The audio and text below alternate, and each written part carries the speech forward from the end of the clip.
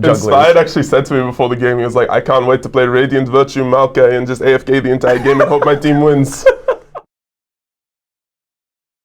What's up, everyone? Digon here alongside Cloud9's Fudge at the top lane. They just finished their match against Evil Geniuses, ended up being a loss, even though you had quite the highlight play. That was a hell of a game. Let's talk about the draft itself. You guys go with a Jace pick on 4, so it required probably AP, whether it's going to be in the mid lane or on the top side of the map. You guys go with Gwen. Yep. How did you feel like these two team comps ended up playing out? So in draft, yeah, we generally think that Jace is a really strong flex for red side, and we also didn't want to give them Jace because Jace Maokai together has a really good poke synergy. So we decided to take the Jace away on 4. It's obviously a flex. They picked Cassante and Tristana. And we weren't really sure what we would pick mid lane if it weren't for taking Jace. There's obviously like old counters to Tristana with something like Syndra, which then got reworked. So now its laning phase is a bit weaker, and we haven't really played too much Syndra recently. So we weren't really willing to play anything else mid lane. And we obviously need AP, like you said. Yeah. So I decided to just pick Gwen into Cassante, which is a pretty well-known matchup. That's like, you're just pretty much outscaling. As soon as you get to like level 9, you start winning. I wouldn't say that like you're gonna really go ahead of Cassante, but I would say you're probably going to be more useful in team fights, and in side lane you'll start winning like once you have one item. I'm not sure if Gwen was the best pick. I do think Gwen into their comp is actually not that good, just because they have a lot of like range and ways to get out of my like ult and Qs, like Tristana, Lucian. Obviously Maokai doesn't really engage. He sort of just throws saplings in his ults. So unless Maokai's Wing in, which he doesn't really need to in this comp, it looks like it's sort of hard for Gwen to do too much. And I'm not sure if there was a better pick that we were willing to play. But I think laning phase for me could have been a little bit better. Early game, I messed up a little bit with like trying to call jungle, and then it didn't really work out. So I think I wasted a bit of Blabber's time there. And the early game could have probably gone a little bit better for us. I do feel like Tristana, the Tristana blind pick from them was actually a pretty good pick. I think Tristana is pretty good into our comp. It's pretty hard for us to engage on her. And she has a lot of upfront damage. She obviously wins side pretty much against everyone in mid lane right now. For the most part. I was sort of like wondering how we can win the game whilst I was playing it. Like we were trying to like problem solve during the game, like what's going wrong in these team fights, like how do we win? And I was like, I think I just need to like run forward and just like tank all of them and just like sort of just ulti and make space. But even then it didn't really feel like I could do too much. So I'm not really sure how we're going to review after and what we're going to talk about, but the game did feel pretty hard to actually win from mid-game onwards. It felt like the Tristana pick allowed them to have the same kind of mindset that maybe you as a Gwen player had, which is like, hey, we can scale and let's see what happens here because I'm going to be very strong. But now just straight up kits felt difficult to pin them down. That was something that the cast was talking about. It was a lot on Blabber to land his ult so that you could get someone, and then so it wasn't necessarily about the fights around objectives. It was the fight around vision around objectives. Where that was so hard to pin anyone down. That's why we had a game where it was, I think, 20 minutes before we had the first kill. It was a very slow game. Did it feel slow for you? Honestly, my lane was pretty action-packed. Like there was a lot going on in lane where like I have to like make sure I'm like timing my waves correctly, making sure I'm not taking too much damage on like bad timings. So that I can't get dove, because obviously Tristana pushes Jace for pretty much majority of the early game. So I have to be really respectful of Tristana being able to move top, so I have to be really conserved with my trading. I can't really trade too much because the matchup itself is really close if I were to like trade a lot, but if I were to trade a lot and Tristana just moves top, I sort of just die. I have no flash, right? So I didn't want to trade too much in this game, and it was really hard for me to try to like min-max getting CS and keeping high health. So it didn't actually feel like slow for me early game because I was like really focused and trying to play the line really well, but the game itself overall was for sure really slow. I mean, it's most competitive games where like we're playing around objectives with control and trying to like find engages or trying to just keep space, are generally going to be pretty slow. And no matchup was really that volatile of a matchup. I mean, bot lane, you could argue Lucian Nami is like an aggressive matchup, but I would say like they sort of just get neutralized.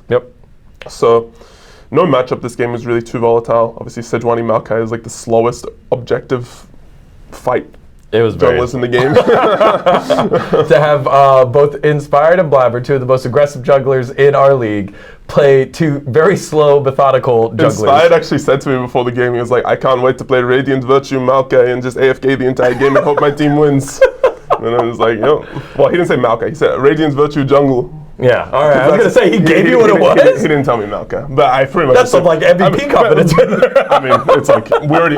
It doesn't matter if we know. Like, no one really bans it early game. Although, you could argue they could, but no one really bans it. I want to throw this out here as you are one of the... Cloud9, one of the teams that retain most of their roster synergy kind of built in. What are you working on at this phase where you've almost played all the teams one time now? Like, where did the synergy kind of continue to be great?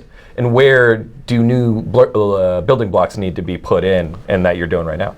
The thing is there was like stuff last year that we were working on, like, for example, timing the enemy junglers' camps and invading them together, and like making sure the lanes like crash a wave at the right timing and invade the enemy jungler and stuff like that, like on second Raptor camp spawn, stuff like that. And I think we sort of like stopped doing it a little bit at the start of the year, like we sort of like forgot.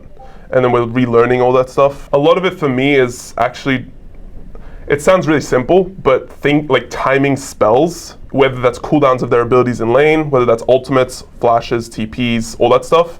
Because knowing the exact time of when they have a certain spell can really change a team fight, can change like a 1v1. There are many times where like the enemy uses E and it's down for another 5 seconds and he still walks up assuming that I'm not going to go on him. Yeah. Stuff like that. And that's something I'm still working on individually, and as a team, Mithy has really pushed us to try to time summoners like all around the board, like everyone.